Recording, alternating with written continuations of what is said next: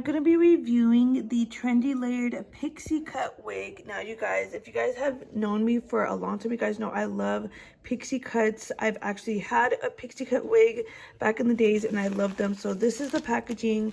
It's just in a nice purple silk bag. Go ahead and open it.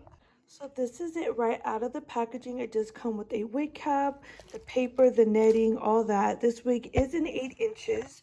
So it does come with this plastic bag right there. You guys can see on the bag, it does say 8 inches. Now, right out of the bag, I will have to say the quality is absolutely amazing. This is 100% human hair. You can see right here, it does have the little bang. The back, I love this, you guys. The back, you guys can see how it's pixie. So here's the inside of the wig. There's a comb right here at the top. There is, let me see. Down at the bottom, there's the adjustable strap. There's also a comb at the bottom.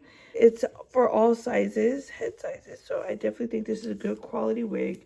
Definitely recommend, and I have no complaints. So here's the wig on the mannequin head, just to get an idea of how it will look on. And I just think this is super cute. I like how it's longer in the front. In the back, it does come to the pixie cut. You guys can see right here in the bottom. And it's a great quality wig, 100% human hair.